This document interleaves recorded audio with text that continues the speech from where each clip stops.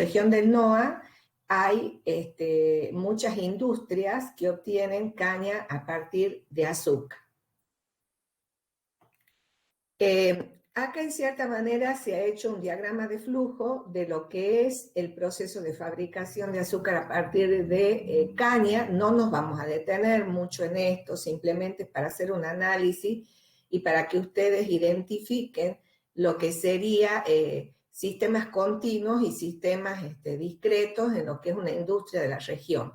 Entonces, las distintas etapas serían recepción de caña, que incluye a su vez muchos procesos, molienda. En la molienda se obtiene el jugo, se purifica el jugo, luego se concentra el jugo mediante evaporación, el jugo ya clarificado, está la etapa de cristalización y centrifugación, luego viene el refinado y luego viene el envasado. Esto sería un diagrama de flujo. ¿Cuál sería el flow sheet? Acá tenemos un flow sheet simplificado de las distintas etapas que hemos dicho anteriormente. Entonces vemos cómo ingresa la materia prima, que sería la caña de azúcar, luego sigue lo que es la molienda, a través de los molinos. Acá es como que se exprime la la caña, y de esta operación, ¿qué sucede? Se obtiene por un lado el jugo de la caña y por otro lado el bagazo, que en muchos casos se lo seca y se lo utiliza como combustible. Este jugo sigue el proceso de clarificación, que consiste en sulfitación, encalado, el calentamiento del jugo, la clarificación propiamente dicha, y luego el jugo ya clarificado pasa a la operación que es evaporación. Ustedes saben que se usa vapor vegetal y vapor vivo para calentar los distintos efectos. Se evapora el vapor evaporado es el vegetal, y acá se va digamos, concentrando hasta que se obtiene en este punto un determinado Brix. Este jugo concentrado pasa a la etapa de cocimientos, se obtiene el azúcar crudo y luego viene el proceso de refinamiento, secado y envasado. Si nosotros nos detenemos en la segunda fila de este flow sheet, vamos a analizar la operación de evaporación y vamos a analizar cocimientos. Después ustedes analicen si quieren las otras etapas o consideren otra industria. La evaporación es un proceso continuo, porque entra continuamente jugo y sale jugo concentrado, que se le llama melado. Entonces acá la evaporación sería continua. Esta etapa, que es cocimiento, sería un proceso discreto. ¿Por qué? Porque primero se va a ingresar el melado. El melado, que tiene un determinado Brix, se lo va a ingresar hasta un determinado nivel. Luego se va a empezar a calentar hasta que tenga una determinada sobresaturación de azúcar que se mide. Se va agregando melado para mantener el nivel por encima de la calandria. Luego se hace el semillado, significa que se agregan unos granos de azúcar para producir el crecimiento de los granos, hasta que se llegue a un nuevo grado de sobresaturación. Luego, por supuesto que todo este proceso se hace manteniendo la presión y la temperatura. Luego de eso se hace el apretado, es decir, se termina el proceso y se detiene, digamos, la cristalización, y ya pasa a otra etapa, que es la cristalización propiamente dicha y la centrifugación. Entonces, nosotros hemos puesto acá que esto, que sería discreto, sería digamos, un proceso secuencial, que acá vemos que acá no vemos un sistema de control, ni acá un sistema de automatización, de automatismo, pero ¿cómo sería el caso de cocimiento que sería secuencial? Para resumir, sin entrar en detalles de cada etapa, hay una secuencia y nosotros hemos distinguido en esa secuencia 4 etapas principales. Primero, concentración del melado. Segundo, la cristalización. Tercero, el crecimiento de grano. Y luego lo que se llama apretado o fin de cocción. Todas estas etapas, por supuesto, se hacen a presión y temperatura controlada. ¿Por qué? Porque no se desea que se deteriore la calidad del azúcar que se va a obtener. Si no se podría producir caramelización. También he buscado otra industria que está en Tucumán que produce morteros premezclados para construcción. El mortero digamos, el mortero sería como un componente, como una materia prima que se utiliza para construir, entonces se mezclan distintos, se mezcla cemento, se mezcla arena, y eso es lo que permite cuando uno está construyendo y va montando los ladrillos, hacer un acabado fino y prolijo. Este proceso es un proceso totalmente discontinuo y en etapas. ¿Por qué? Porque se mezclan las materias primas en una mezcladora, es decir, ustedes mezclan arena con cemento, por ejemplo, y luego de un tiempo determinado de mezclado que se llama un batch,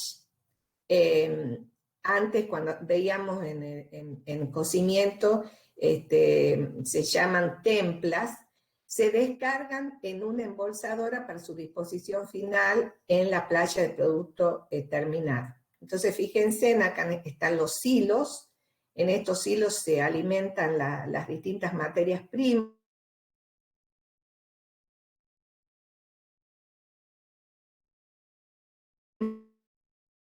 se espera un tiempo de mezclado y luego se descarga y sigue digamos, el proceso de envasar.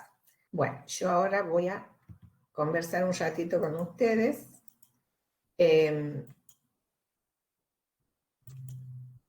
Admitir a todos. Bueno, evidentemente, chicos, no puedo admitirlos cuando estoy dando la clase. Entonces, tenía bastantes alumnos para admitir, yo les pediría que ingresen al aula un minuto antes para que lo admitamos a todos y empecemos con la clase. Si no, ustedes van a perder parte de la clase porque yo no voy a perjudicar a los chicos ni voy a interrumpir la clase perjudicando a los alumnos que han ingresado temprano. ¿Alguna duda de este primer problema?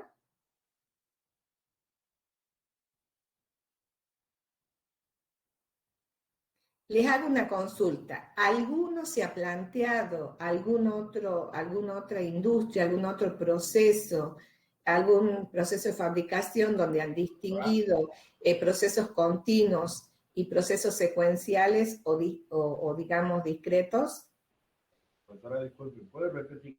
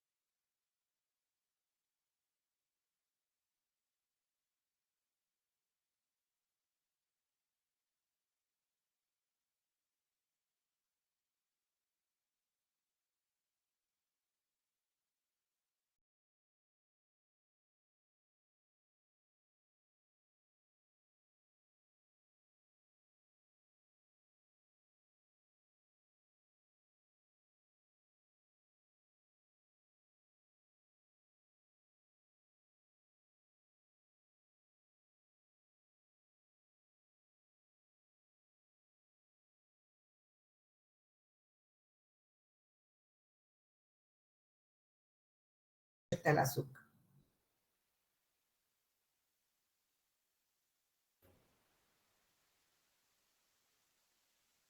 llama tachos de cocimiento, donde se produce la cocción de ese melado, es un proceso secuencial. ¿Por qué? Existen varias templas, porque a su vez es un proceso discontinuo, es secuencial y discontinuo.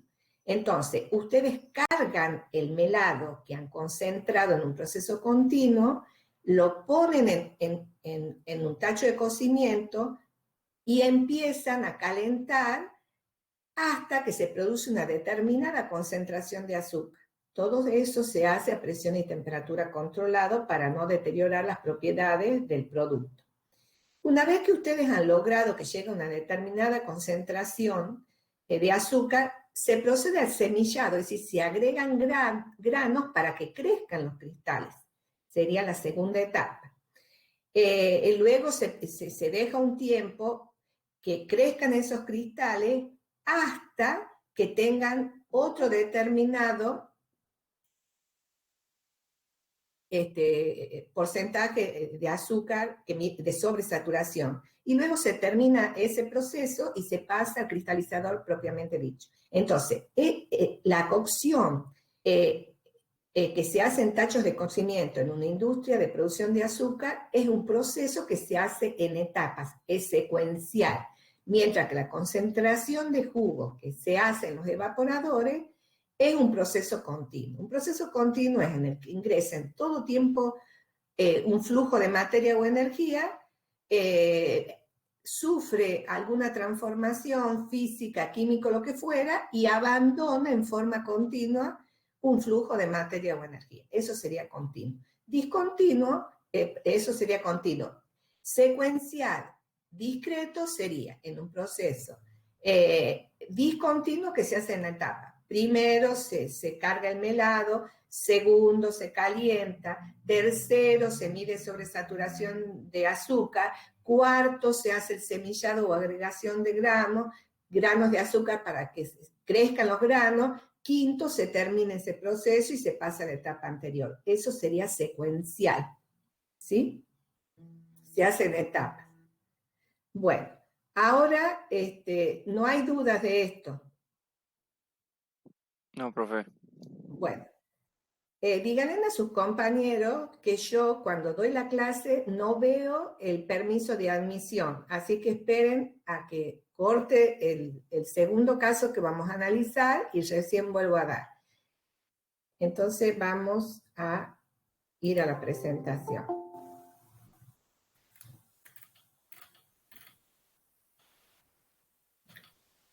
Ahora vamos a ver el caso 1-2. Yo he planteado una solución. Díganme si están de acuerdo conmigo. Díganme si habría otra posibilidad. Entonces, acá nos analizan distintas variables y nos dicen que clasifiquemos esas variables en variables continuas, en variables discretas o en variables binarias. Entonces, analicemos el estado de encendido de una lámpara. Lo primero que nos preguntamos es, bueno, ¿cuántos estados puede tener una lámpara? Entonces nosotros decimos, a ver, puede estar prendida o puede estar apagada. Entonces son dos posibles estados, o prendida o apagada. Por lo tanto, es binaria. Si vamos a analizar lo que es un programa de lavado de un lavarropa, nosotros nos preguntamos, a ver, en mi casa, ¿cuántos posibles programas puedo tener? Y bueno, puedo tener un programa inteligente, si tengo, por supuesto, un lavarropa automático, si tengo un lavarropa manual o semi-automático, varía la situación. Pero si tengo uno inteligente, tengo un programa de enjuague, un programa de lavado rápido, un programa inteligente, un programa que no centrifugue, uno que no desagote, etcétera, etcétera. Entonces, tengo varios posibles programas. Entonces sería discreto, porque no solo puede tomar dos valores, sino es discreto.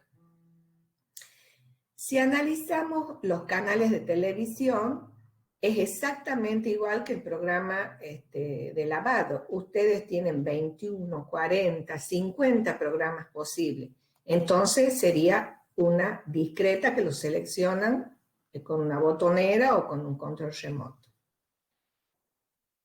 Si nosotros analizamos el volumen de agua de embalsado en el Cadillal, este volumen es una variable continua, porque puedo tener infinitos valores que puedo medir con un instrumento. Entonces esta no solo puede tomar 10 valores, 20 valores, puede tomar infinitos valores que puedo medirlos de acuerdo a la exactitud de mi instrumento, puedo medirlo con un instrumento. Entonces es una variable continua.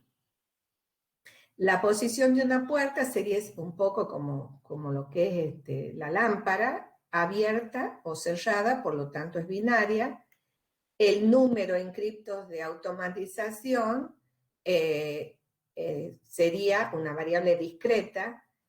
¿Por qué? Porque en estos momentos tengo 50 alumnos, podría tener, bueno, tenía invitados 60 alumnos. Podría tener 50, otro año puedo tener 80, pero digamos son 1, 2, 3, 4, hasta 80. Es una variable discreta.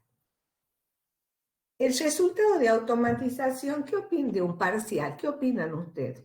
¿Cómo podría ser? ¿Aprobado o desaprobado? Muy bien, es una opción. Entonces, ¿esa qué sería? Binario. Muy bien, esa sería binaria porque hemos dicho, bueno, este parcial se aprueba con aprobado o desaprobado. ¿Podría haber otra opción? Si tuviera notas de 1 al 10. Claro. Y en ese caso, ¿qué sería? Discreta. Muy bien. Entonces, nosotros podemos decir, bueno, el parcial se aprueba aprobado o desaprobado. ¿Qué es lo que nosotros hacemos generalmente? No ponemos puntaje. ¿Por qué? Porque nosotros decimos, bueno, vemos si realmente el alumno en su desarrollo maneja los conceptos que estamos evaluando en ese tema. Pero podríamos decir, bueno, vamos a asignar un puntaje a cada problema, de tal manera que el alumno en su resolución administra su tiempo y podemos darle peso a los conceptos importantes que estamos evaluando. Entonces decimos aprueba con 4, pero en una escala que puede ir de 1 a 10. En ese caso sería discreto, ¿sí? Bueno. Yo creo que no deben quedar dudas de este problema. Y para terminar, tenemos la velocidad del tren bala. Nuevamente, la velocidad del tren bala puede tomar muchos valores, sería continua porque la puedo medir con un instrumento determinado. Ahora vamos a lo que sería... ¿Profe? Sí. Disculpe, ¿la puerta no podía estar abierta, entreabierta, no puede tomar infinitos valores? ¿O valores discretos? ¿Sí o sí es abierta o cerrada? Sí, el problema es cómo medís. A ver, si vos vas a un súper y tenés un sistema de apertura y cierre, Ahí está. Ahí me imagino. Ahora sí. ¿qué hace el automatismo ahí? ¿Está abierto Detecta o la cerrado? posición de la persona, está cerrado, detecta la posición de la persona que está ingresando y se abre. Vos no vas a ingresar en el medio, no sé, tendría, ¿cómo medís que tu cuerpo entre? Perfecto. Entonces, ahí sería abierto o cerrada.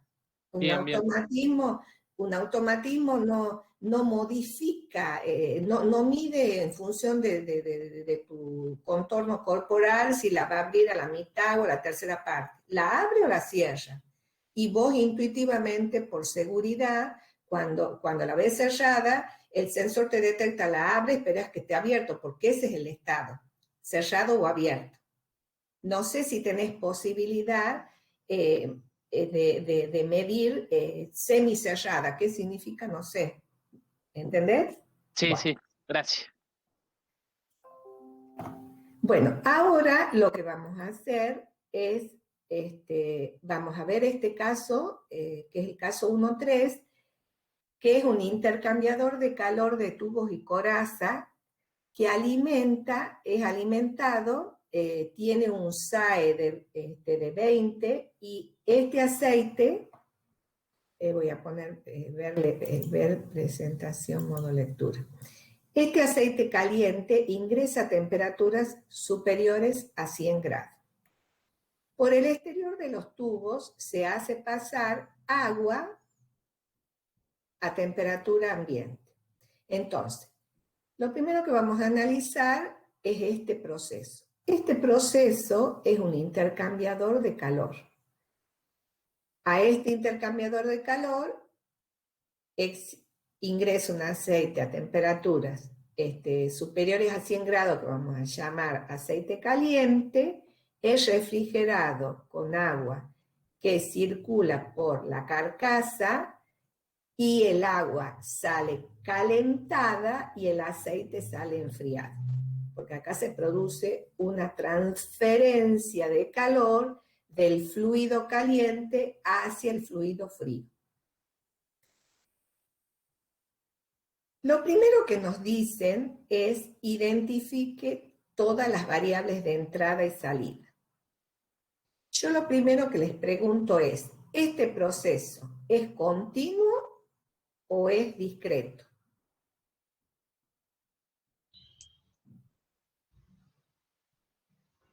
Continuo. ¿Es un proceso continuo? Continuo. Muy bien, es un proceso continuo porque continuamente está ingresando aceite caliente, sale aceite enfriado, entra agua fría y sale agua calentada. Este es un proceso continuo.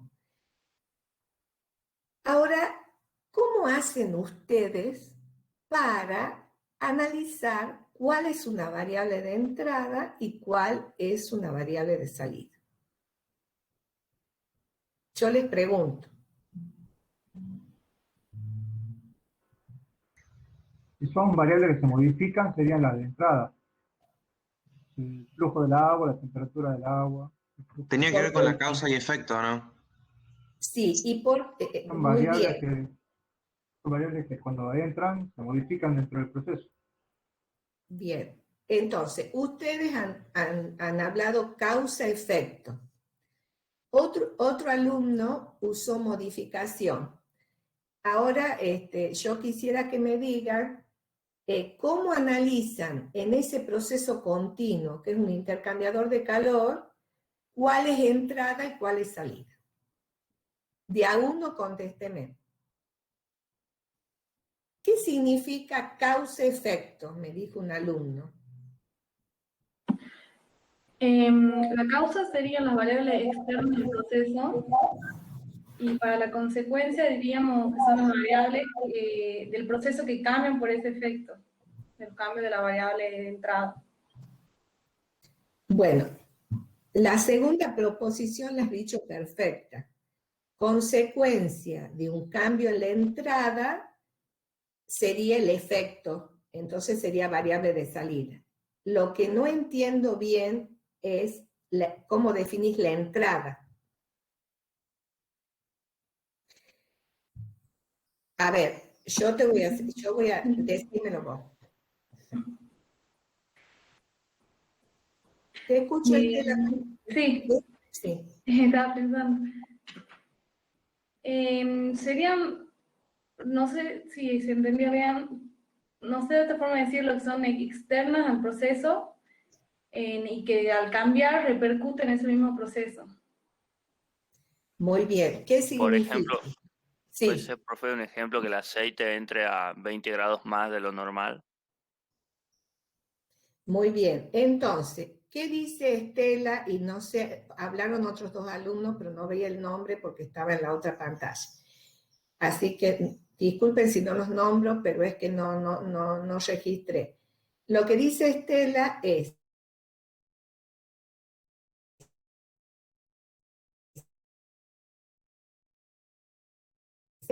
que son fijadas aguas arriba de ese proceso vienen fijadas por otra parte de la planta y se modifican. La modificación de esas variables produce un efecto en una variable que está saliendo del proceso analizado.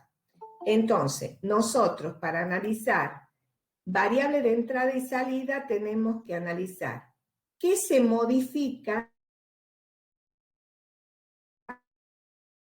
desde afuera de ese proceso que estamos analizando y qué causa tiene, qué consecuencia tiene en alguna variable del proceso propiamente dicho. Entonces, ahora lo vamos a analizar bien.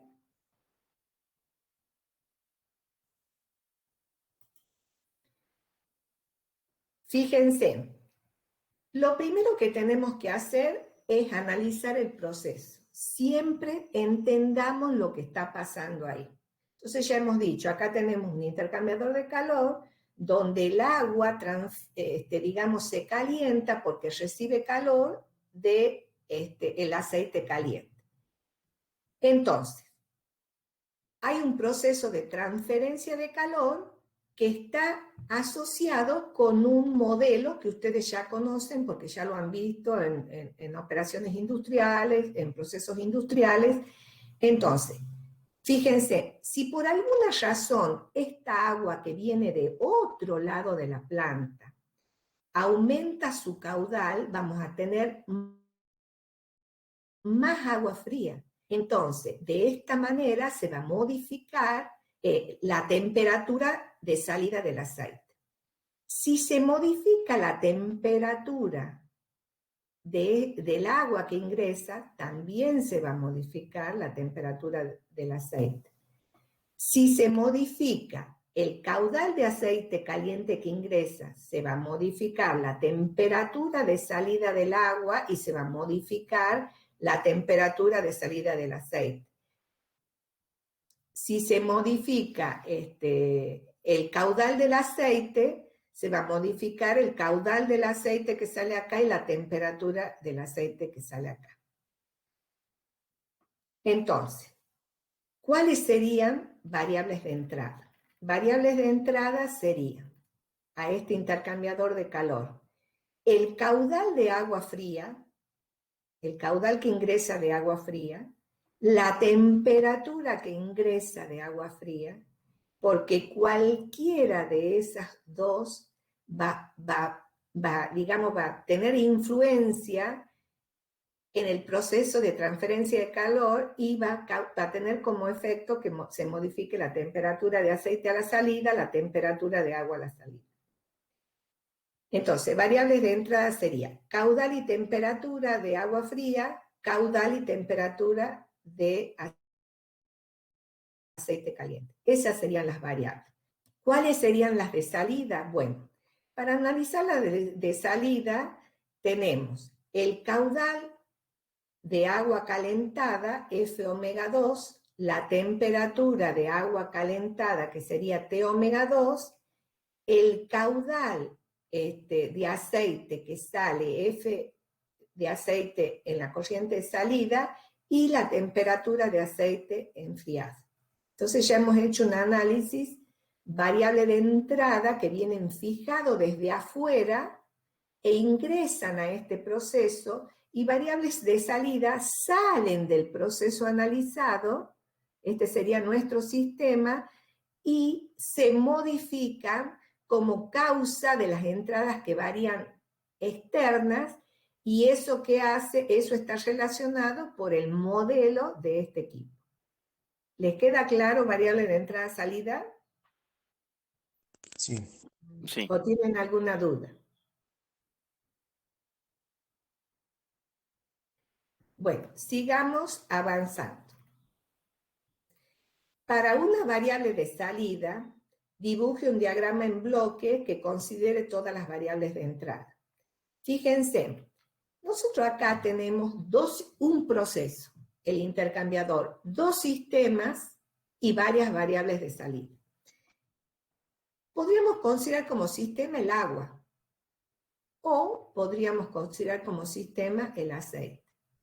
Nosotros vamos a considerar como sistema el aceite y vamos a analizar de todas las variables de salida, que sería FAC2 y TAC2, vamos a analizar solamente, en este caso, la temperatura de aceite a la salida, que le hemos llamado T de aceite 2. Ustedes después en su casa practiquen con las otras variables. Por ejemplo, plantelón para caudal. Pero nosotros ahora lo vamos a hacer para temperatura. Entonces, fíjense, esta es la variable de salida que estamos considerando. T del aceite a la salida, que le hemos llamado 2. Fíjense en ustedes que hay distintos bloques que son las relaciones entre la entrada externa que se considera y la salida que se está considerando. Entonces, nosotros hemos dicho, si se modifica desde afuera del intercambiador de calor la temperatura del agua que ingresa, se va a modificar la temperatura del aceite a la salida. Si se modifica el caudal de agua que ingresa, este frío, seguro que se va a modificar la temperatura del aceite a la salida. Si se modifica la temperatura del aceite caliente que ingresa, nos dice temperaturas superiores a 100, pero puede ser 100, 120, 150, entonces se va a modificar la temperatura de salida del aceite. Y si se modifica el caudal de aceite que ingresa, se va a modificar la temperatura del aceite. En esta forma de comunicarnos, que es un diagrama en bloque, cuando hay muchas influencias, se hace con distintos sumadores. Entonces, digamos que la variación de esta variable de salida va a ser la combinación o la suma de las variaciones de todas estas entradas que estamos considerando.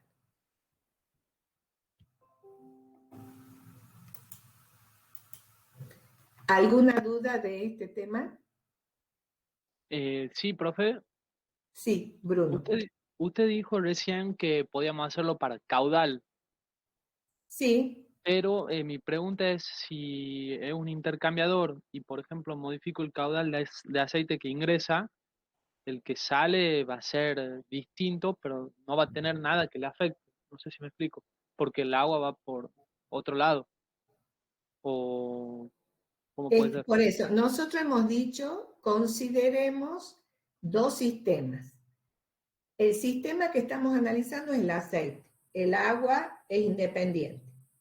Bien, si vos considerás como entrada una variación de caudal de aceite, ¿qué saldría?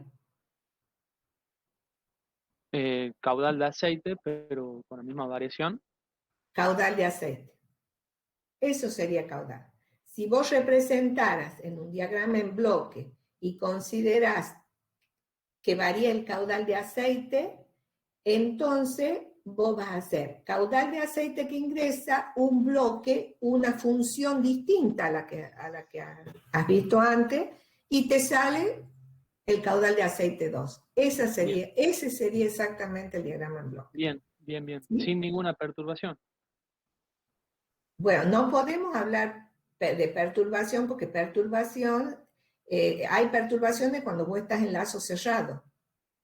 Entonces, cuando vos estudias dinámica de un proceso, dinámica, es decir, vos estás analizando solamente el procesito, en ese caso, vos hablas de variable de entrada-salida.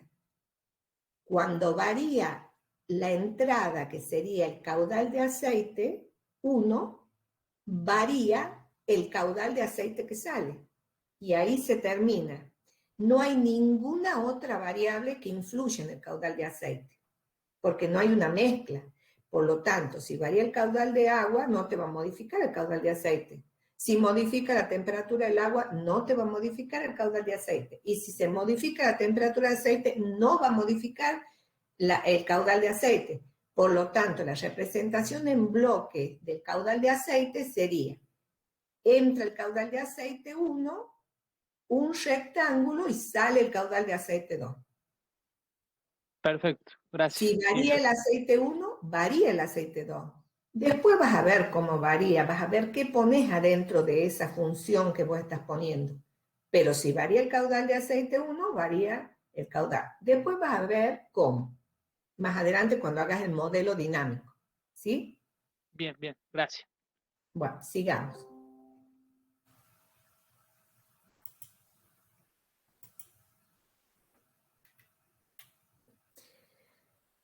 Ahora nos plantea otro tipo de proceso. Ahora nos plantea dos tanques acumuladores. Este sería un tanque que acumule, este sería un tanque que acumula líquido porque necesita distribuirlo en una planta. Este también es un acumulador de líquido, nada más que en el primero la descarga de ese líquido acumulado en el tanque se hace a través de una válvula y en el segundo se hace a través de una bomba centrífuga.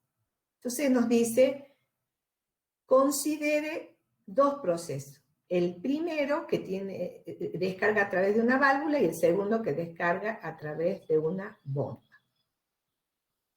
Para cada uno de esos procesos, indicar todas las variables de entrada y todas las de salida. Compare los dos procesos respecto de la naturaleza física, causa entrada, efecto salida de las variables de entrada-salida. Desarrolle el diagrama en bloques considerando todas las variables y toda la salida. Ahora nos dicen toda la entrada y toda la salida, no solamente una. Bueno, yo ahora escucho. Lo primero que vamos a hacer es entender el proceso. A ver, si ustedes me dijeran, yo les pido a la clase que me digan el proceso que descarga a través de una válvula, cuáles son entradas y cuáles son salidas.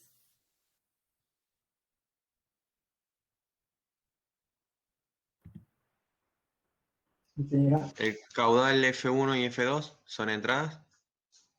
En el tanque, estamos hablando de que descarga a través de una válvula. Entonces está bien, entrada F1 y F2, Ignacio. Salidas. ¿Y la salida podría ser la altura del tanque? Muy bien. ¿Y qué más? ¿Y el caudal F? El flujo de salida. ¿Por qué? Porque depende del flujo 1 y flujo 2. O sea, dependiendo de qué tanto se abra la válvula, se va a modificar la altura que está en el tanque. Pero fíjate, Bruno, que ahí la está fijando como entrada. Esa válvula no se modifica.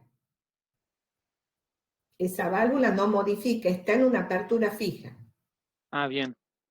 Entonces, fíjense, yo les he dicho que antes de estudiar variable, definir qué es una variable de entrada y qué es una variable de salida, tienen que entender el funcionamiento del proceso que están analizando. Entonces, lo primero que ustedes tienen que hacer en el proceso 1 es decir, bueno, ¿cuál es la ecuación de flujo de esa válvula de salida? ¿De qué depende el flujo que sale por esa válvula?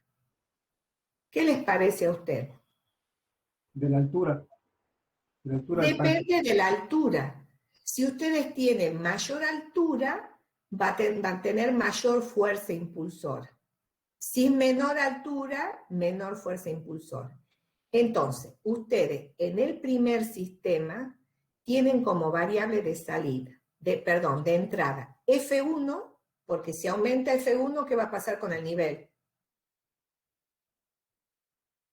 Aumentar. Va a aumentar. Si baja F2, ¿qué va a pasar con el nivel? Va a bajar. Va a bajar. Ahora, si el nivel baja, ¿qué va a pasar con el caudal de salida? Disminuye. Disminuye. Entonces, fíjense en cómo esa válvula que tenemos en la descarga, que es función de H, en cierta manera hace que si aumenta alguna corriente, no rebalse, o si disminuye alguna corriente, no se vacíe. ¿Por qué? Porque esa válvula hace que si aumenta el caudal de entrada, sale más caudal. Tiende a equilibrar el sistema. No lo equilibra totalmente, pero lo tiende a equilibrar. Y si baja, baja. Entonces tiende a hacer las variaciones más acotadas. Entonces, ¿qué hemos dicho? Variable de entrada F1 y F2. Y variable de salida H y F, sabiendo que F depende de H. Entonces, puede ser que a nosotros nos interese ver cómo varía F en función de F1 y F2 o cómo varía H en función de F1 y F2. Pero les muestro. Ahora. Entonces, en el primer proceso, nosotros ¿qué hemos dicho? Este caudal de salida es una función de H. Entonces, las entradas son F1 y F2 porque una variación de F1 y F2 influyen en que H aumente o H disminuye y también influyen en que F aumente o F disminuye. Y sabemos además que F es función de H. Ese sería el primer proceso. ¿Cómo sería analizar este? ¿Cuáles serían entradas?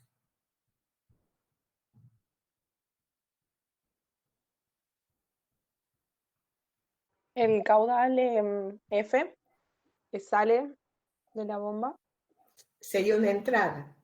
Sí, ¿Por qué? porque modificándolo se va a modificar lo que es la altura dentro del tanque. Es decir, lo que estás diciendo es que este caudal que sale de una bomba centrífuga no viene fijado por el tanque, por H, sino viene fijado por el consumo de otros equipos al que este tanque suministra agua. Es decir, si varía F porque varía el consumo de agua de otros procesos aguas abajo, si varía F, que viene fijado por el caudal que circula por la bomba, varía H, es una entrada. ¿Qué otra entrada hay? El caudal 1 y el caudal 2. Y el caudal 1 y caudal 2. Tenemos 3 entradas. ¿Y cuál sería la única salida? Profe, no entiendo H. por qué F sería una entrada. Ya te explico. ¿Cuál sería la única salida? H. Altura. Bueno, Altura. ahora voy a la clase. ¿Quién preguntaba? Yo, Ignacio. Ignacio, suponte que vos tengas un tanque de agua que toma agua de la red y ese tanque tiene que suministrar toda el agua que necesita la fábrica después que está ese tanque. Le llamamos aguas abajo. ¿Me seguían el razonamiento? Entonces, suponte que en un momento el agua se utilice para diluir un producto, se utilice para enfriar en intercambiadores, se utilice en la fábrica para lavar pisos, se utilice para un montón de cosas. Suponte que sea la noche. ¿Por qué tiene que ser impulsado por la bomba? Porque, bueno, tiene que llevarlo a distancias grandes, por distintas cañerías, con distintas válvulas que abren y cierran y tienen una pérdida de carga determinada. Entonces, a la noche, seguro que va a disminuir el consumo porque a lo mejor no se lavan los pisos, se disminuyen los equipos que consumen esa agua que provee ese tanque acumulador de agua. Entonces, el caudal F viene fijado por el consumo de todos los procesos que usan esa agua acumulada para sus necesidades industriales. O imagínense en la casa de ustedes. La casa de ustedes tienen un tanque de agua. Entonces, en un momento, durante la mañana, se lava la ropa, se cocina. Entonces, el caudal que circula de ese tanque que sale es muy grande porque el consumo ha aumentado, pero durante la noche seguramente ese consumo va a disminuir. Entonces, durante el día ese nivel va a bajar si no hay un control automático y durante la noche ese nivel va a aumentar. Entonces, por eso es una entrada, porque el caudal F no depende de H, sino que viene fijado por el consumo de todo, digamos, viene fijado por el consumo de todos los equipos aguas abajo de ese tanque acumulador de agua. ¿Entienden? Ignacio. Sí. ¿Y por qué en el otro, en el primero, F era una variable Porque en de... el primero F es una función de H, depende de H. ¿Qué significa? Si aumenta el caudal de entrada, aumenta el de salida. Si baja, baja. Se autorregula. En cambio, en el otro, si aumenta el F1, aumenta H, pero si el consumo es el mismo, va a seguir aumentando, aumentando, aumentando hasta que desborde. Si baja F2, como el consumo es constante, va a empezar a bajar, a bajar, a bajar hasta vaciarse. Ahora, ¿qué pasa si no varía F1 y F2, pero aumenta el consumo, aguas abajo? Se empieza a consumir, va a empezar a bajar el nivel. Es decir, ahora H es consecuencia de F1, de F2 y de F. Bien, bien, bien, bien. ¿Te ha quedado claro? Sí, sí, sí. Bien. Profesora, Sí. en el caso, en el primer caso, sí. Digamos, ¿incluiría la apertura de la válvula como entrada? No estamos considerando en este caso que la válvula modifique su apertura. No es un sistema de control automático, no hay un hombre modificando, no hay un operador humano modificando esa válvula, está en una apertura. Claro, fija ya. Totalmente. Si otro caso que vos estudiaras, aparte de modificar el caudal como consecuencia de la altura, porque ustedes han visto que en flujo de cañerías que el caudal en régimen turbulento tiene una función de H, en régimen laminar tiene otra función de H, pero si además pusieras ahí que está variando la señal o que varía, hay una mano que puede variar la apertura, ahí tendrías que el caudal que circula a la salida no solo depende de H, sino de la apertura, pero no es el caso no estamos analizando eso en este caso. En este caso, la apertura de la válvula es fija, es constante. ¿Sí? No es una variable de entrada. Entonces, sinteticemos.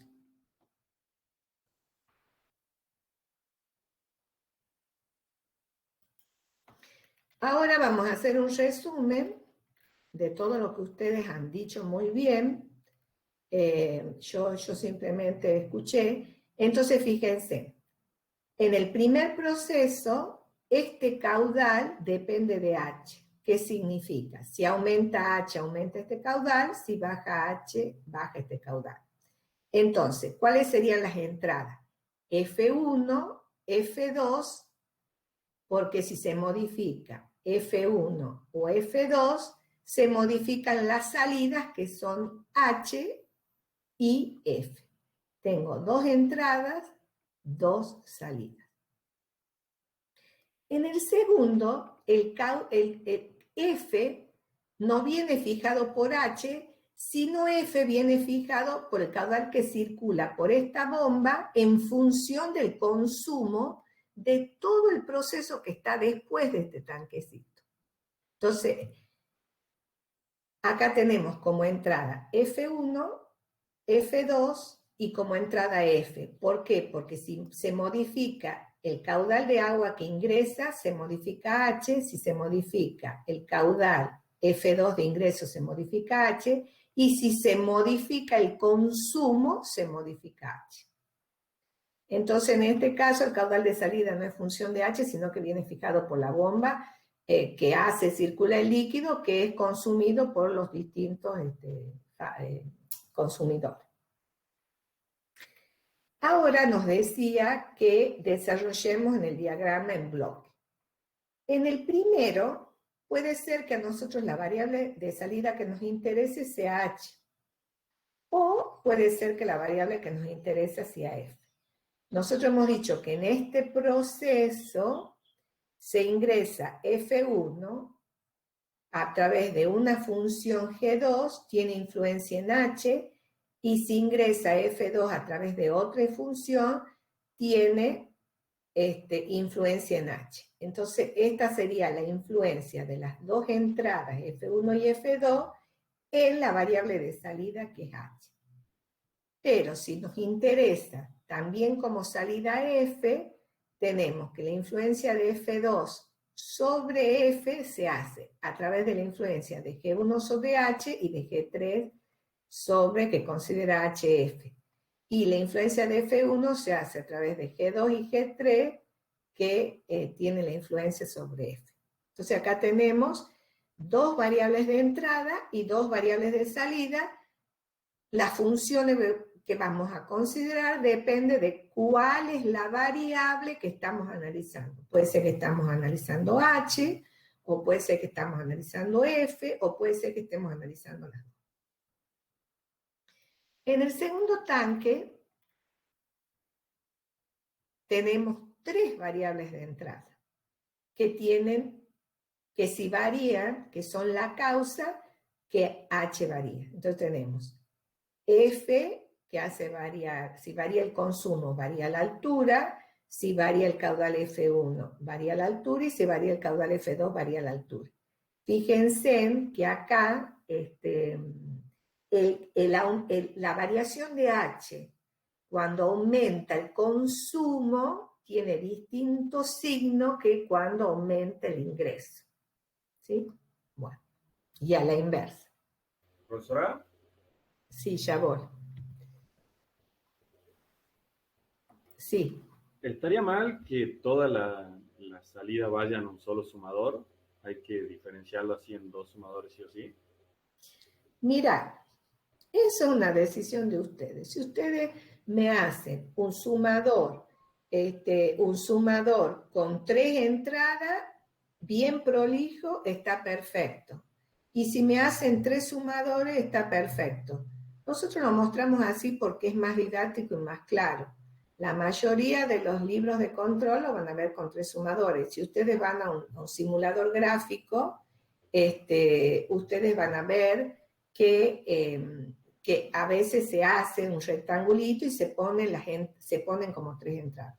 Ustedes lo pueden hacer como quieran. Esta es una herramienta que se usa para que ayude a la resolución de un caso de estudio. Entonces, ustedes lo pueden, no es algo que de fondo. Si lo plantean bien, hay un sumador que tiene 3 entradas y está perfecto. Como lo que sí, cuando ustedes hagan el planteo, la resolución tiene que ser clara y consistente. ¿Sí? Bien, gracias. Bueno, sigamos.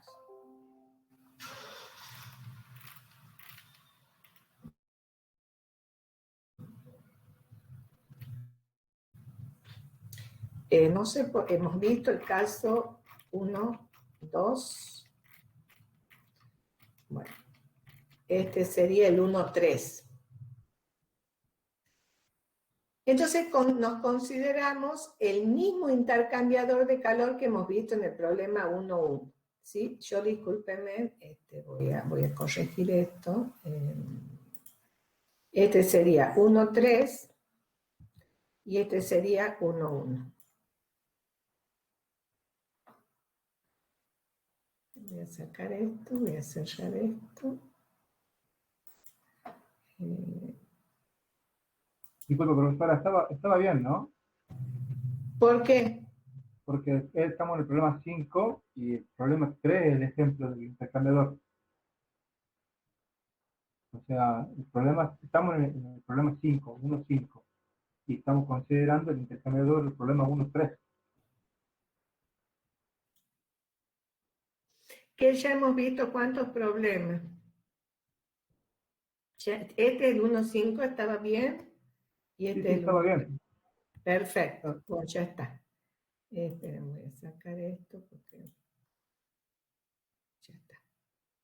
Voy a cerrar. Y voy a poner ver. Bueno, perfecto. Entonces estamos en el problema 1.5.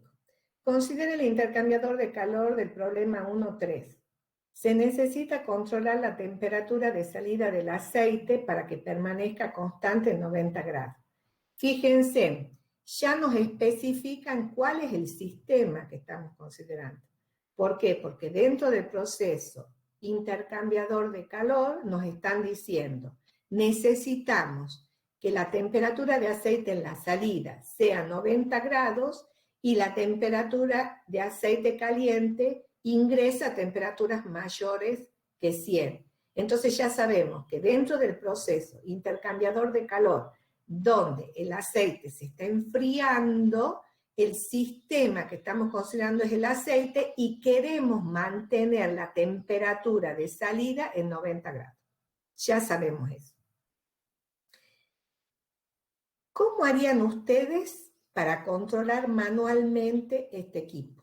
Es decir, ustedes, ¿qué elementos necesitan para controlar manualmente? Entonces, nosotros como les digo, lo primero que tiene que haber es un ser humano, porque es el operador el que va a hacer el control manual.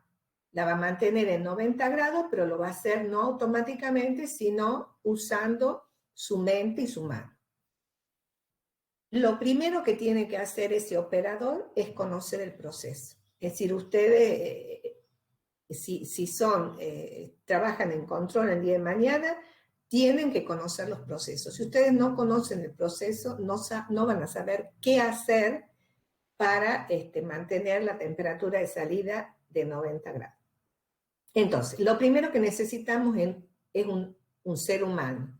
Ese ser humano usa de su cuerpo, su mente, su cerebro, que es el que razona, el que hace autocrítica, el que toma decisiones, a través de su sistema nervioso, su sinapsis, le ordena a la mano lo que va a hacer. Entonces,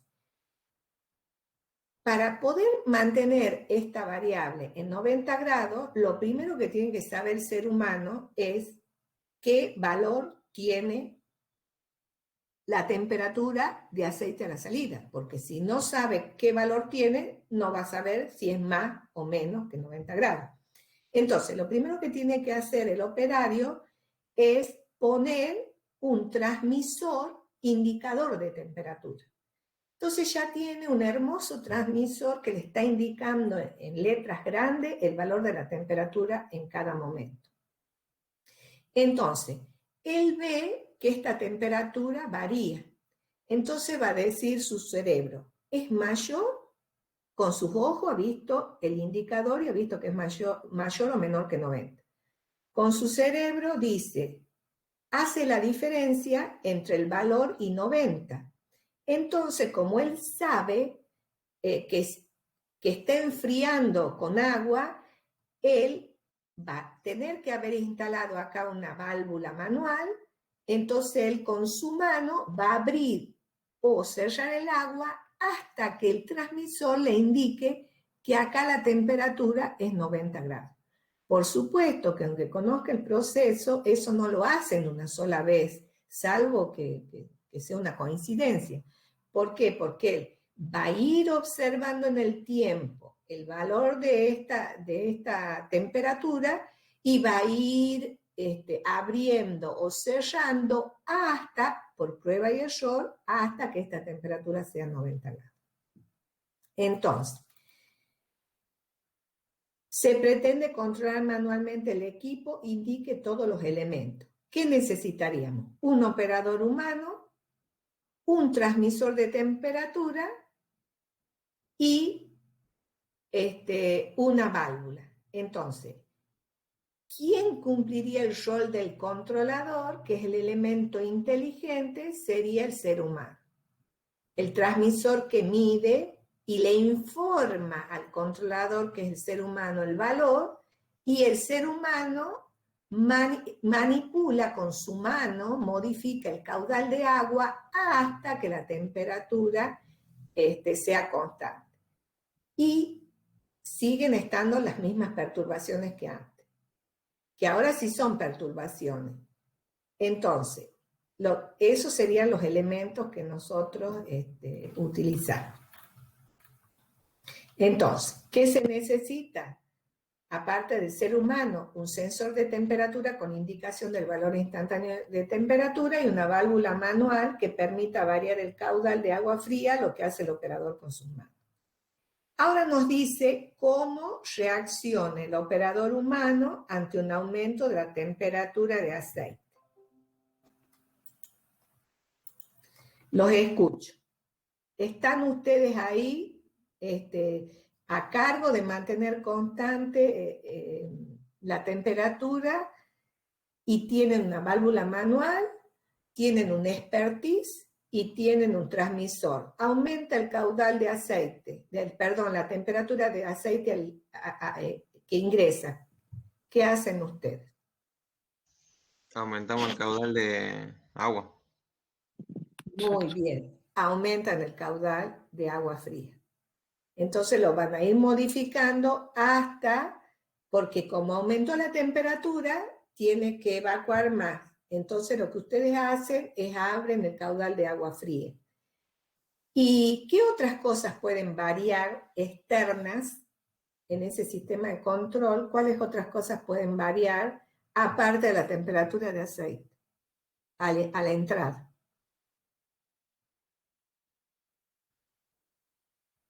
Ahora ya están en un control manual, es decir, que es un lazo cerrado con realimentación. ¿Cuáles otras cosas pueden variar aparte de la temperatura de aceite? Se puede manipular también el flujo del aceite, de ingreso. A ver, David, yo no he preguntado qué pueden manipular. Supongamos que vos decidas, esperen un minutito, suponte que vos decidas manipular el flujo de aceite. ¿Cómo vas a hacer para enfriar, bajar la temperatura de aceite, si la temperatura de aceite que ingresa aumentando, manipulando la corriente caliente? ¿Podés manipular la corriente de aceite caliente para bajar la temperatura del aceite? No, para bajar la temperatura del aceite, no. Es que el objetivo de control es mantener la temperatura del aceite en 90 grados. Y sabemos que el aceite ingresa a temperaturas superiores a 100. ¿Qué significa? Que siempre vamos a tener que enfriar. Por lo tanto, la única opción que hay acá para manipular es el caudal de agua fría. ¿Por qué? Porque necesitamos sacarle más o menos calor al aceite que ingresa en función de su temperatura. Entonces, la única variable manipulada, no hay otra opción que sea, porque no se puede manipular la temperatura de ingreso del agua, ni se puede manipular la temperatura de ingreso del aceite. Lo que se manipula siempre es un caudal. Entonces, lo único que podemos manipular, porque por algo fenomenológico, es posible que baje la temperatura del aceite por un modelo de transferencia de calor, es el agua. Fíjate la variable manipulada. Nosotros ya habíamos analizado en el problema anterior todas las entradas. ¿Cuáles serían las perturbaciones? Una es la temperatura de aceite que ingresa. ¿Cuáles otras perturbaciones puede haber? Ahora sí hablamos de perturbación. La temperatura del agua a la salida. Muy bien. ¿Y qué más? Y el caudal de agua a la salida. ¿O no? Has dicho la temperatura de agua, bien. Y hemos dicho la temperatura de aceite. ¿Y Sí. qué otra cosa puede variar? La entrada. Tiene que ser a la entrada. El flujo de agua a la entrada. Pero, Agustina, el agua es manipulada, por lo tanto es la variable que usa el sistema de control para contrarrestar las perturbaciones. Entonces, nunca, si entre todas las entradas que hemos tenido, que hemos analizado antes, manipulas el agua, ¿cuáles son las perturbaciones, las externas que quedan ahora? Porque el agua es interna de control. ¿Cuáles son las externas, aparte de la temperatura de aceite de ingreso y el caudal de agua inserso, que pueden modificar la temperatura de aceite a la salida? Queda una. El flujo del aceite. Muy bien, el flujo de aceite. Bien. Así sería. ¿Les queda claro ese concepto? Sí. Si yo disminuyo el flujo de aceite, también disminuyo la temperatura de aceite a la salida. ¿No sería entonces una entrada también? A ver, el que tiene duda, plantéela. Alguien está hablando en voz baja. Decilo fuerte. No sé si hay dos compañeras estudiando juntas. No, disculpe. Digo de que si modificamos el flujo del aceite, lo disminuimos, entonces también disminuiría la temperatura. Entonces también podría ser una entrada, al igual que el flujo de agua. Espera. Mira, yo te voy a mostrar la figurita y voy a hacer un análisis. Acá ustedes ya están en un sistema de control. ¿Qué significa? Quieren controlar, lo hace el operador humano, quieren mantener la temperatura en 90 grados. Miden la temperatura. Supongamos, si esta temperatura varía, manipulan el caudal de agua. ¿Qué significa?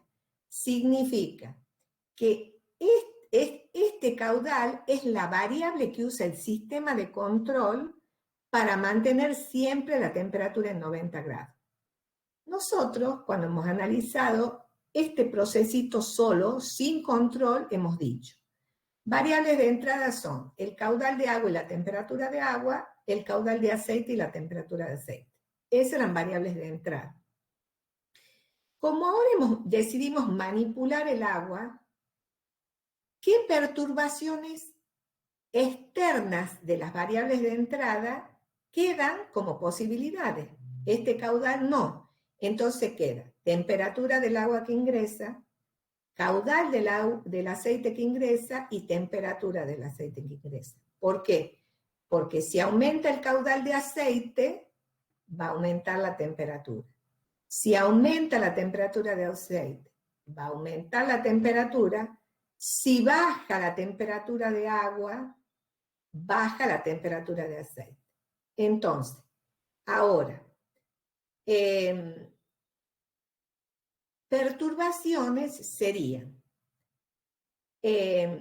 la temperatura de esta agua, el caudal no, porque el caudal es la variable que usa el sistema de control para contrarrestar el efecto de la temperatura de agua, la temperatura de aceite y el caudal de aceite.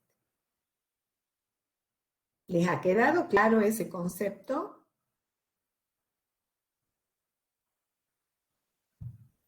Sí. Bueno, lo vamos a seguir viendo en este tema, así que no se preocupen, me lo vuelven a preguntar. Bueno.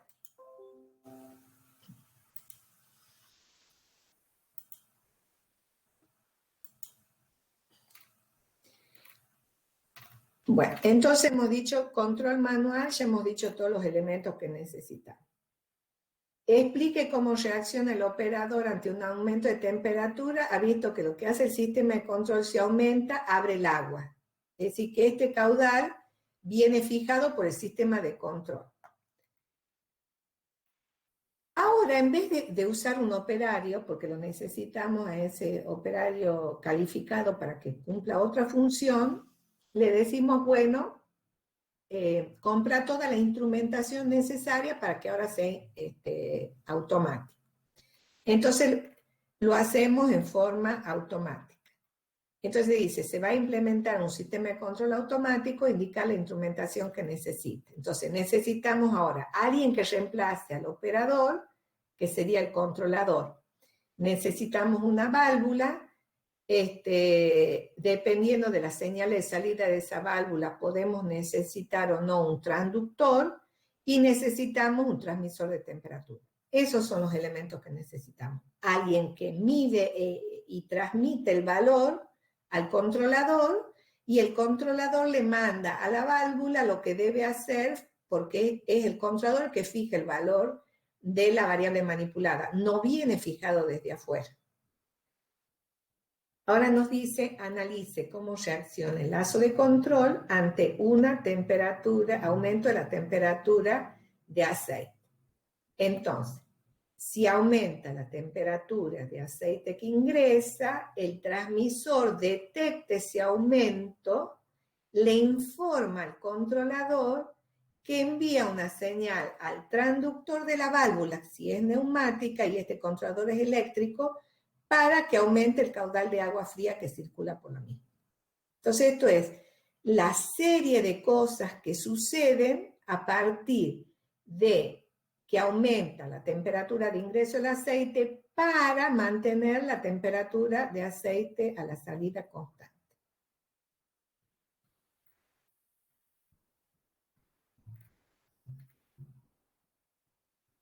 Bueno.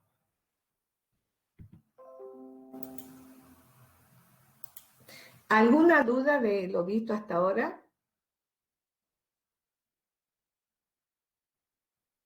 No, profe. Bueno, ahora quisiera que me sinteticen qué conceptos hemos aprendido en los problemas del 1 al 5.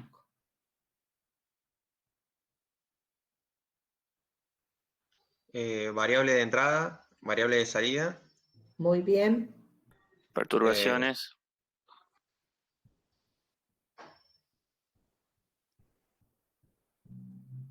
¿Qué más hemos visto? Flujos continuos y secuenciales. Bien.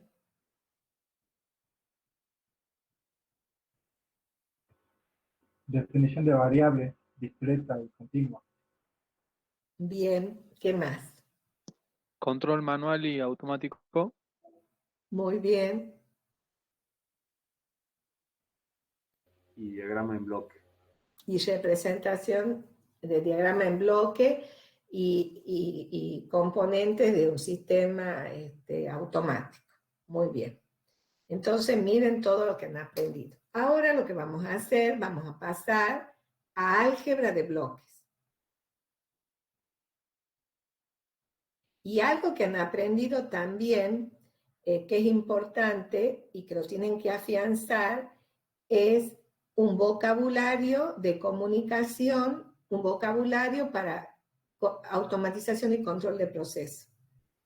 Porque ya sabemos qué es una variable de entrada, qué es una variable de salida, qué es una variable manipulada, qué es una variable controlada, qué es un diagrama en bloque. Entonces estamos aprendiendo una forma de comunicarnos, que va a ser que cuando ustedes expresen algo escrito en una evaluación, ustedes tengan que usar lo apropiado. Por ejemplo, al principio una compañera de ustedes ha definido casi con un 9 una cosa, pero quedaba para el 10 especificar. Entonces nosotros, por suerte, estamos en una carrera de ciencias exactas y estamos en una materia que es muy determinística. Entonces también estamos aprendiendo un vocabulario que nos permite comunicarnos en forma bastante precisa. Entonces, todos esos términos que estamos incluyendo hay que memorizarlos poco a poco.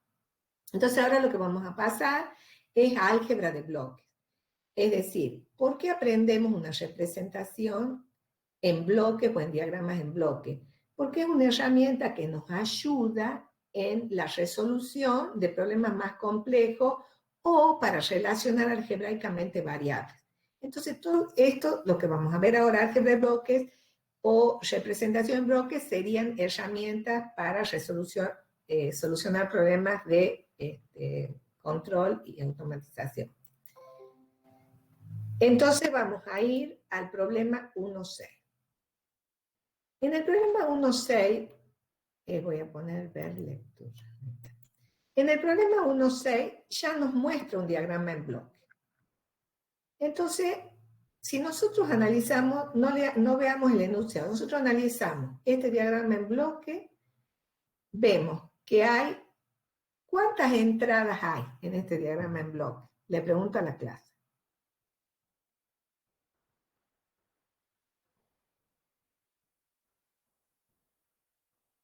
Analizamos entradas, variables externas al sistema de control. ¿Cuántas entradas hay?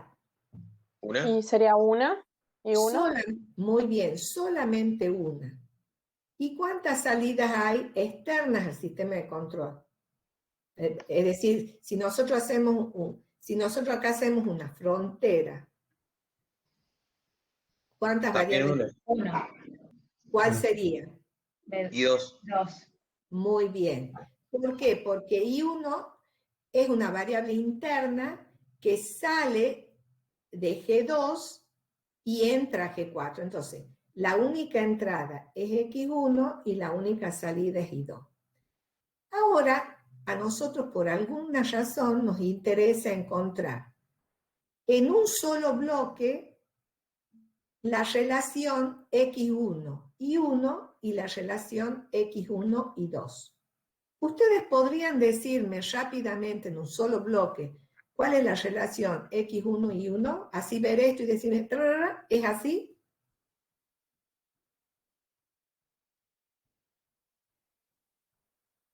No está mal decir no. ¿Cómo sería? ¿Podemos...? No, yo te pregunto, ¿me podés decir rápido cómo sería? No, ahora no. No. Bueno, para eso sirve aprender determinadas reglas. Entonces,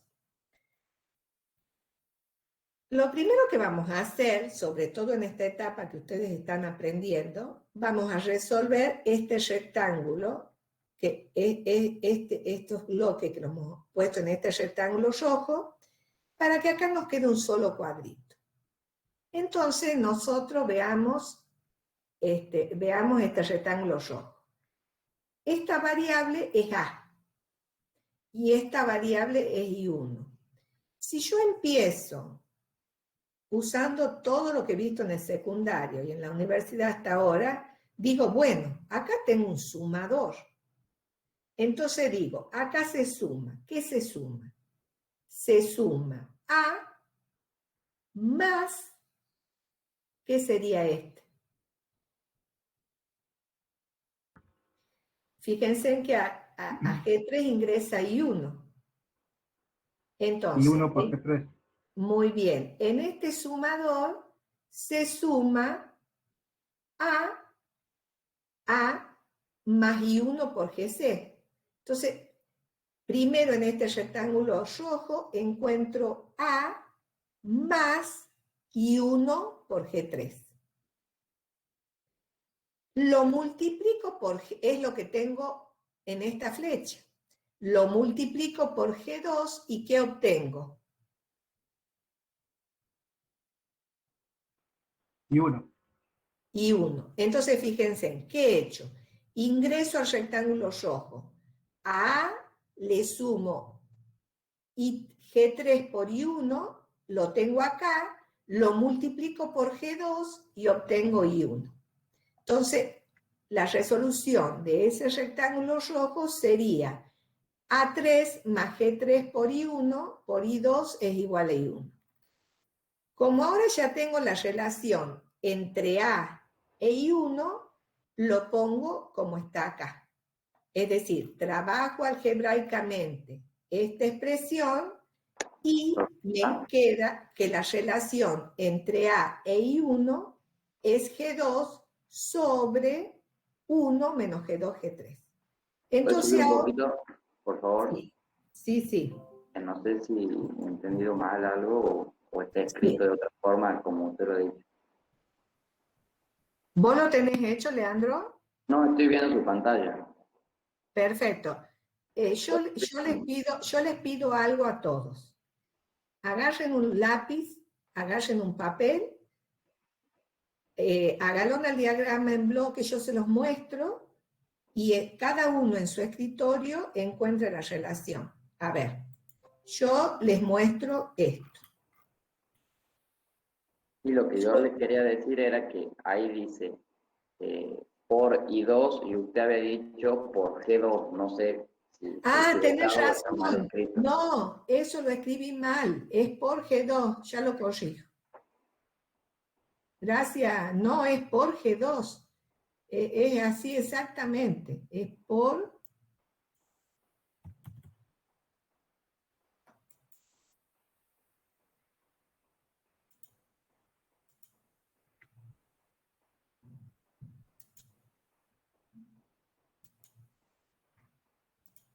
Esperen, no sé por qué me queda. Ver.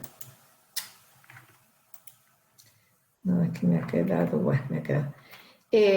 Exactamente, es por G2. Trátenlo de hacer ustedes. Resuelvan este bloque, a ver qué les queda. A ver, les doy 2 minutos.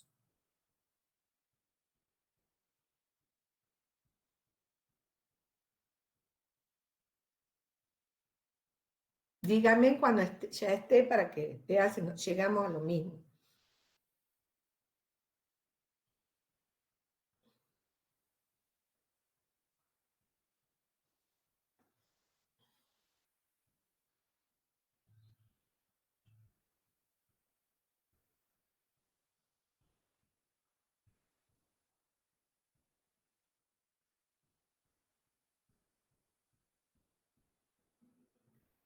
¿Ya está?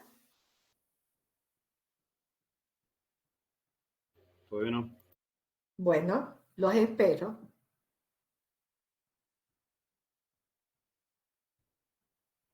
Ingeniera, ¿solo el rectángulo rojo? El rectángulo rojo. ¿Ya está? La resolución de I1. Es la relación A y 1. Es decir, que me tiene que quedar A, tengo que llegar a la función que vamos a poner en un solo bloque acá. Es I1 igual a por A I2 ver. sobre Y 1 es igual a A por G2 sobre 1 menos G2 por G3. Es decir, que han llegado a eso. Sí, ¿verdad? Entonces, fíjense en qué hacemos ahora. Ahora, acá está A y ponemos este bloque equivalente. En vez de tener este sistema así, tenemos un solo bloquecito y tenemos una función distinta. Entonces, perdón, ahí no me conviene hacer sumar el bloque azul y G4 en serie. A ver, ¿qué me preguntas? Sí, Sumar. Sí, el bloque sería ahora el colorado con G4 en serie.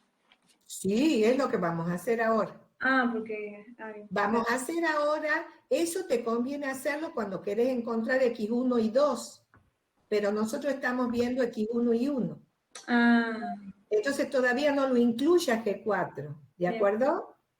Gracias. Bueno, entonces, sigamos. Como nosotros estamos buscando la relación primero X1 y 1, fíjense que ahora, ya la tenemos. ¿Por qué? Porque fíjense que entre X1 e Y1 solamente encontramos el producto de G1 por esta función equivalente. Entonces, ¿ahora qué hacemos? Relacionamos X1 y 1. Entonces, X1 por G1 por esta función equivalente nos da Y1. Y ya tenemos la relación X1 y 1. Entonces, si queremos poner en un solo bloque esta relación, es X1 por G1, G2 sobre 1 menos G2, G3 para obtener Y1. ¿Qué pasó, profesor, ahí con G5 en el último paso? No, ¿por qué no lo tomo en cuenta, digamos? Porque no te afecta Y1, te va a afectar Y2. Bien, está solamente en I1, bien. Vos querés encontrar X1 y 1. En X1 y 1 ya tenés todo. Esto te va a afectar Y2. G4 te va a afectar Y2, pero no te va a afectar Y1. ¿Sí? Entonces, ya hemos encontrado X1 y 1. Ahora queremos encontrar X1 y 2.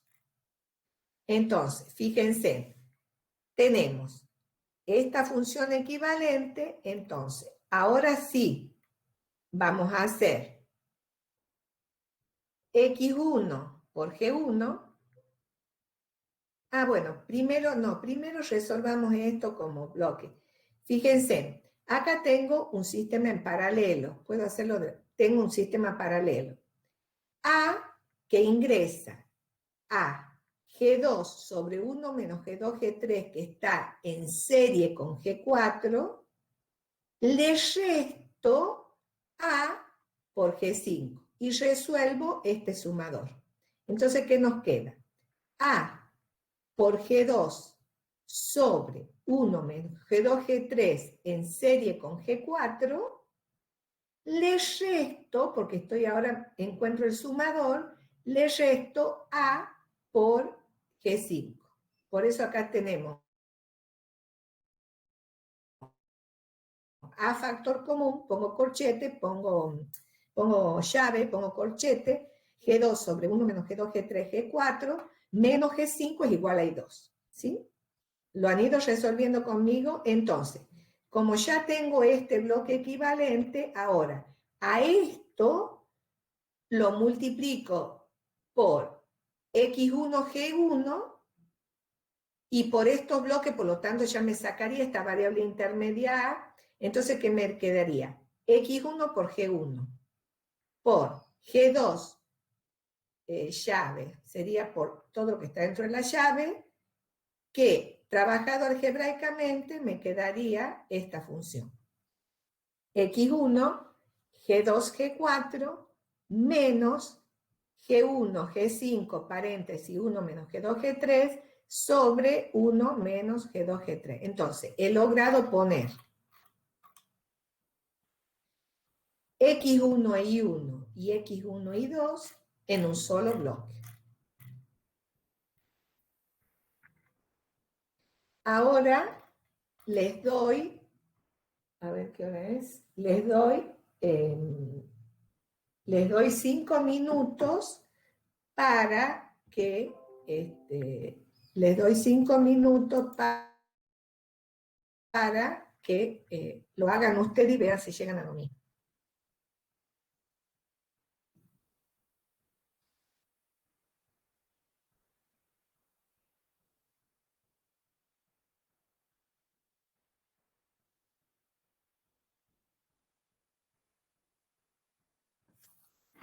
Díganme cuando lo hayan hecho todos. Profe, ¿podrían mostrar lo que teníamos inicialmente? Así Bueno, yo les comparto. Díganme qué quieren que les muestre. Les muestro este, ¿verdad? ¿O les muestro este? No, les muestro este. Este. Gracias. A ver, lleguen al bloque equivalente entre X1 y 2.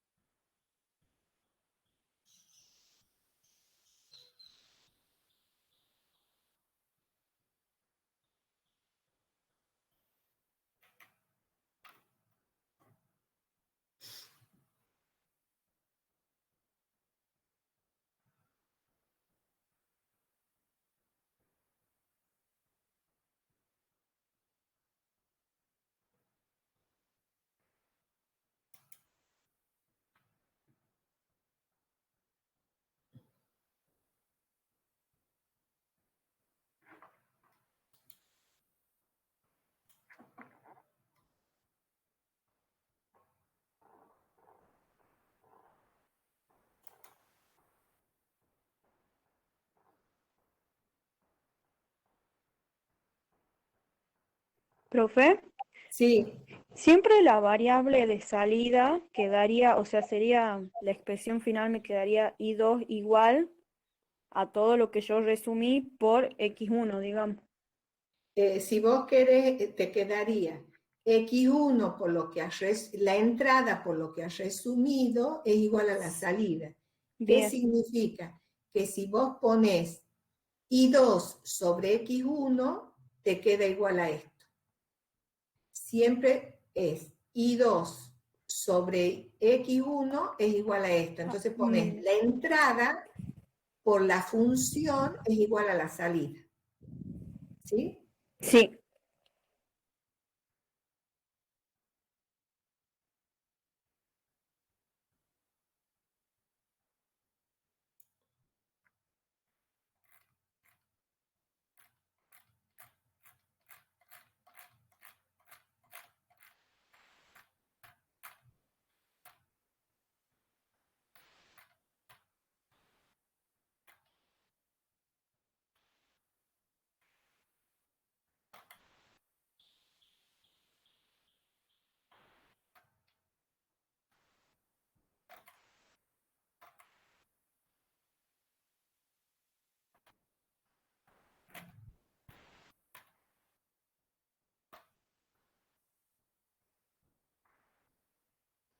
¿Ya estamos?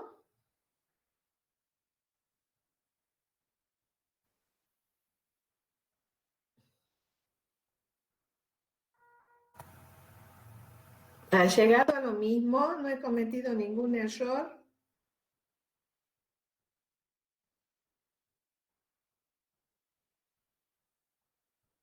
Sí, profe, sería lo mismo. Perfecto. Ahora les doy el siguiente ejercicio. El siguiente ejercicio. A ver, voy a ver. Yo quiero que observen lo siguiente. Voy a poner ver. Observen este diagrama en bloques. Ustedes acá, si lo observan bien, ustedes ven que entre A e I2 tienen dos distintos tipos de configuraciones, digamos. Acá sería en paralelo, donde en este sumador I2 resto esta señal por G5 y sumo lo que viene en el camino entre A y esta señal, que ya hemos encontrado que. Entonces esto sería entre este camino AI2 y AI2 hay un circuito de bloques en paralelo. Esto entre A e I1 hay otro tipo de configuración que es muy interesante de diferenciar. ¿Por qué? Porque acá entre G2 y G3 tienen una retroalimentación. Acá hay una retroalimentación. Entonces, ingresa una señal, se realimenta a través de G3 el valor de I1 y se encuentra con G2 para luego encontrarse con I1. Entonces, esta configuración entre A e I1 se llama un mecanismo de retroalimentación. Entonces, yo le doy, ahora ustedes ya han encontrado la relación entre A e I1 con positivo, quiero que ahora me la encuentren entre A e I1 con negativo. Y alguien me comparta qué le da, escanee lo que le da y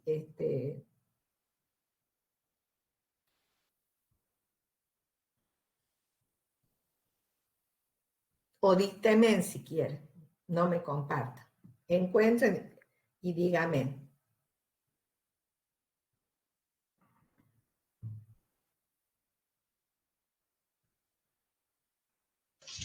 O sea, cambiando únicamente el signo. Ahora vas a encontrar la relación entre A e I1, pero acá vas a poner un negativo. Bien.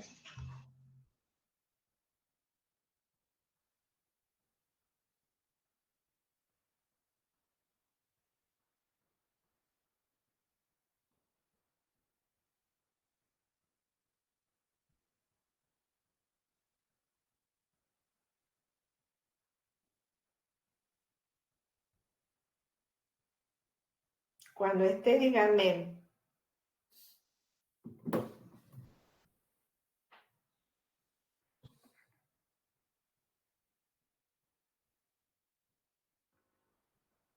¿Listo, profe?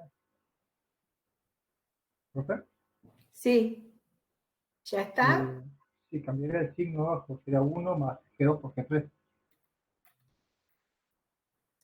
Entonces a vos te quedaría que I1 sobre A es No, que, aquí, sí, I1 sobre A. I1 sobre A es G2 sobre 1 más G2, G3. ¿Sí? Entonces, espera un minutito, voy a tratar de editar. Drone, no sé si yo lo voy a hacer.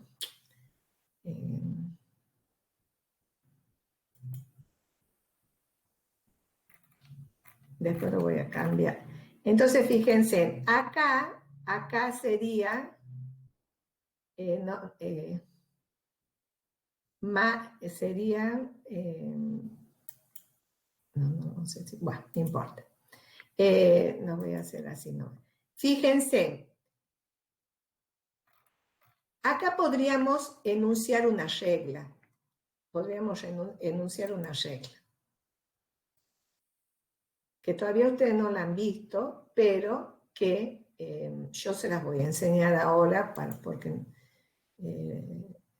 modo lectura. Cuando ustedes en la resolución de un diagrama en bloque encuentren una realimentación positiva o negativa, directamente, porque ya lo han demostrado en esta clase, cuando busquen la relación entre la entrada A y la salida I1, que vincula un sistema con realimentación positiva o negativa, ustedes van a aplicar lo que se llama la regla de Mason. Le voy a decir cómo se pronuncia Mason. Entonces, cuando ustedes tienen que resolver el diagrama en bloque con una realimentación negativa o positiva de la salida a un sumador, se aplica la regla de Mason, que se escribe M-A-S-A-O-N, Mason. ¿Qué dice la regla de Mason? Que la relación entre A e I1 es línea de fracción, el producto de todos los elementos que se encuentran en el camino directo entre A e I1 sobre 1, si acá hay un más, menos el producto de todos los elementos que están dentro de ese bucle realimentado, dentro de este sistema cerrado. Aplicando la regla de Mason. Fíjense, para una realimentación positiva, entre A e I1, si ponen con un marcador, tienen G2 sobre 1 menos G2 por G3, porque es el producto de lo que está dentro. Fíjense en lo que ustedes han obtenido. A por G2, que está en el camino directo, sobre 1 menos G2, G3, que está dentro de ese sistema. Un compañero suyo ha visto que ahora, si esta realimentación es negativa en lugar de positiva, se aplica lo mismo. La relación entre A y 1 es lo que está en el camino directo, que es G2, sobre 1, ahora como acá había un menos, es más el signo contrario de G2, G3. Entonces, el signo este es menos si es una realimentación positiva y es más si la realimentación es negativa. Eso dice la regla de Mason, que I1 sobre A es el producto de lo que está en el camino directo, que en este caso solamente es G2, sobre 1, si hay una realimentación positiva, menos el producto de lo que hay dentro del bucle, o 1 más, si la realimentación es negativa, de lo que está dentro del producto del bloque. Eso sería la regla de Mason. Entonces, quiero que me digan si le entienden a la regla de Mason. La regla de Mason es lo que ustedes han encontrado. La relación entre A, que es la entrada a un sistema cerrado de control realimentado, sobre la salida. Entonces, la relación entrada-salida es lo que encuentra en el camino directo, o el producto de la función del camino directo, sobre 1 menos si hay un más realimentado, o 1 más si hay un menos realimentado, el producto de lo que está interno. Entonces, esto lo que hace es permitirle resolver el caso siguiente. Más rápidamente lo podríamos hacer. Entonces ya terminamos y yo ahora les muestro modo lectura. Vamos a ir ahora al problema 1.7. pero ahora ustedes me van a ir diciendo. Entonces dice, a partir del diagrama en bloque de la figura, encuentre la relación entre las siguientes variables.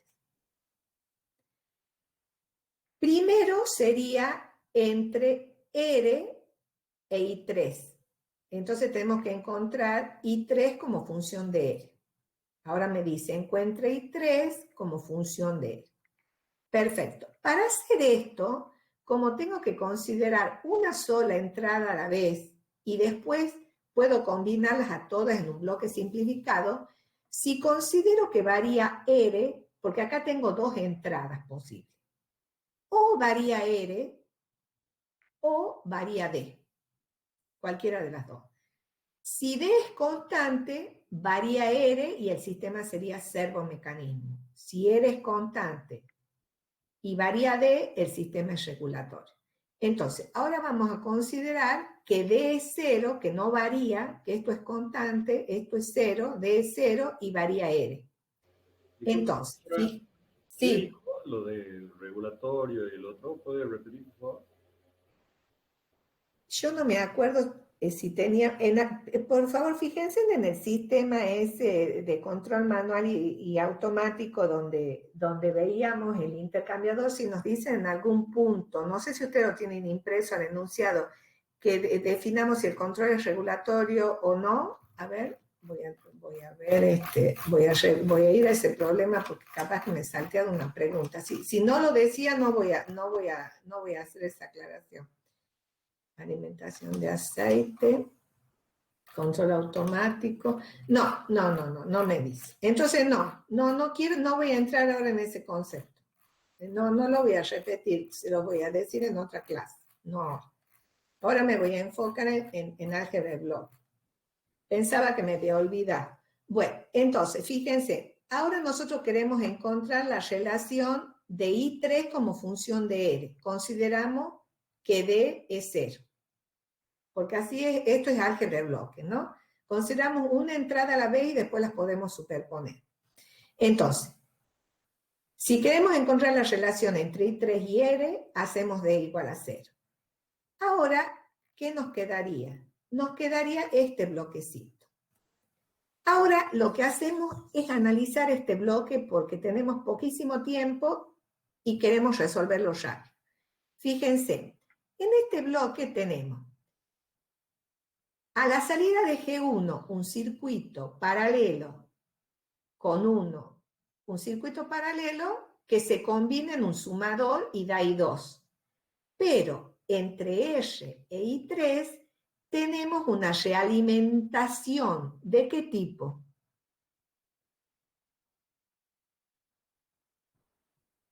Clase. Negativo. Negativo. Entonces, miren qué bueno. Entre R e I3 vamos a aplicar la regla de Mason. Entonces, R por, ¿qué funciones están en el camino directo entre R e I3? Está G1, acá ya hemos visto en la clase, en el problema pasado, que es la suma, porque acá hay un sumador y si no hay acá es porque es sumador, de G2 más G3 por G4. Eso es el camino directo. ¿Están de acuerdo? Sí. Muy bien. Entonces, sobre 1, como acá hay un negativo, más el producto de las funciones dentro de este sistema. Entonces, G1 por la suma de G2 más G3 por G4, pero ahora lo incluye, en esa realimentación negativa, lo incluye a G5. Entonces ya ustedes tienen que I3 sobre es G1, paréntesis, G2 más G3 por G4, sobre 1 más, porque acá hay un menos, el producto de G1 por G2 más G3 por G4 por G5. ¿Les ha quedado claro? ¿O alguien no entiende algo? ¿Alguien tiene una duda? ¿Ah? Bueno, No, profe. No, profe. ahora nos dicen I3 como función de D. Consideramos que es R0. Apliquen la regla de Mason. ¿Qué les daría? Háganlo ustedes. D por, ¿qué hay en el camino directo entre D e I3?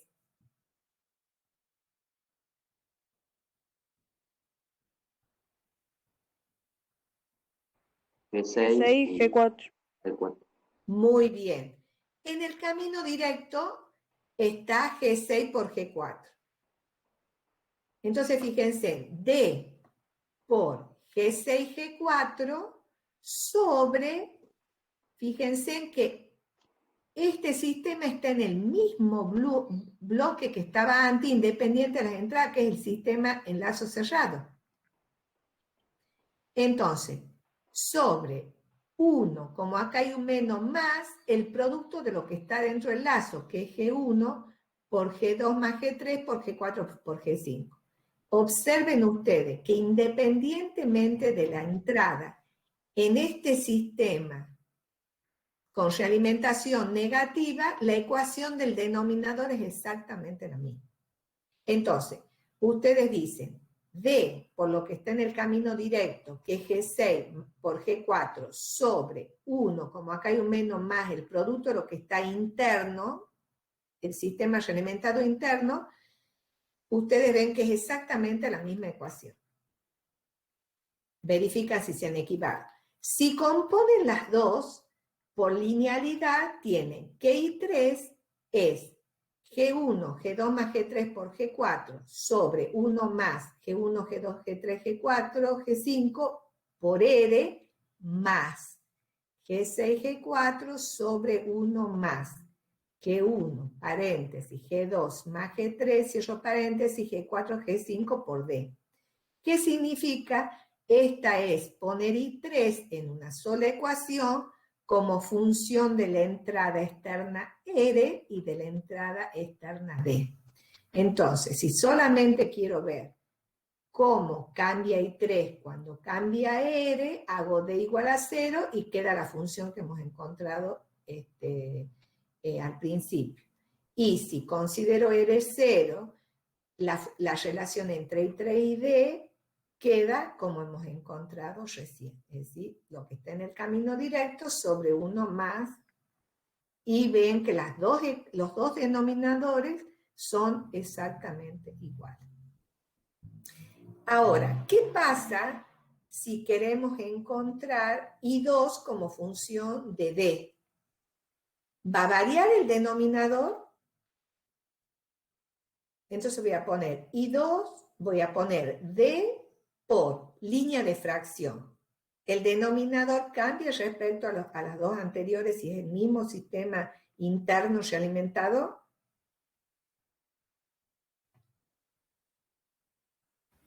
Sí, porque no lo tendría que contemplar G4. Ni a G5 tampoco. Esperen. Bueno, pongo D por, ¿qué hay en el camino directo? G6. Muy bien, G6. Sobre, entre D y la salida que está en un sistema completo, es 1 más, ¿y qué hay en todos estos elementos? Fíjense en que I3 es la salida de un mismo sistema interno, de un mismo bucle interno con realimentación negativa. Entonces, en el camino directo tienen razón ustedes, solo va G6, pero en el denominador es sobre 1, si acá es menos más, el producto de lo que está todo dentro del sistema cerrado hasta encontrar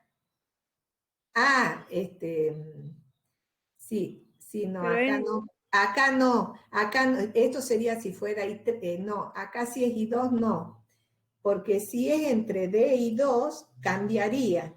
Entonces, bueno, no, eso está mal. Encuentren, a ver, les doy 5 minutos para que me encuentren, lo hagamos juntos, D y 2. Ahí no se aplicaría así. Ahí no se aplicaría, a ver, veamos.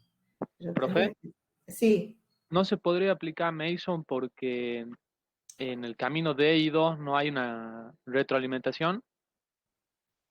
A ver, lo verifiquemos. Bueno. Lo verifiquemos a ese punto. Entonces acá nos quedarían dos.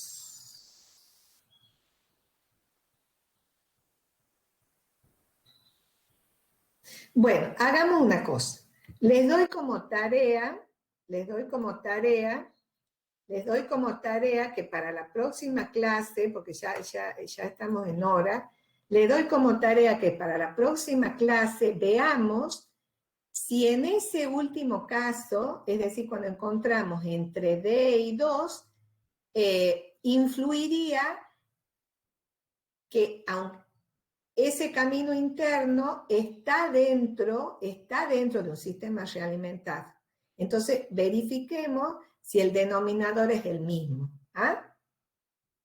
Yo apuesto porque tendría que ser el mismo. Entonces, verifiquemos porque eso, hasta que llegue ese cambio, primero cambia I3, que está en un bucle cerrado, pero les doy como tarea que lo hagan ustedes y lo discutimos al principio, el viernes que viene al principio.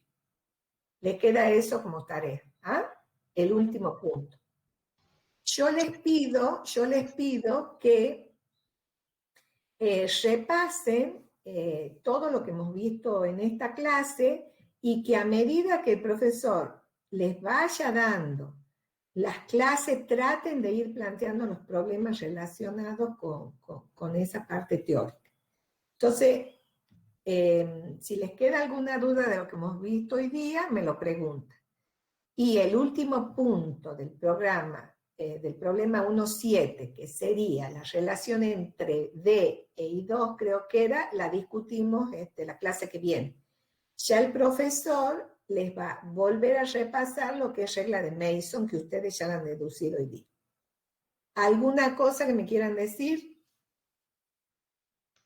¿Profe? Sí. A mí no me envían la invitación para el Google Classroom.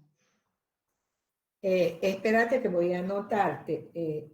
Rocío Núñez. Y a Inata Subel, por favor. Sí, a vos ya te anoté. Muchas gracias. A vos ya te anoté. Ahora, entonces, ustedes, el problema que tienen es que no les llega la invitación. Yo también tuve problemas, profesora. ¿Y lo seguís con problemas? Sí, no pude entrar. Yo también, profe. Profe, yo tampoco tengo la invitación. Espera, Aníbal Soto, ¿y quién más? Coronel Julieta Alía Zárate. Facundo. Facundo Coronel. ¿Y quién más? Julieta Zárate. Simón Mariana tampoco.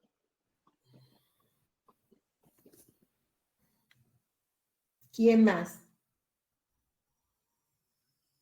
¿Alguien más?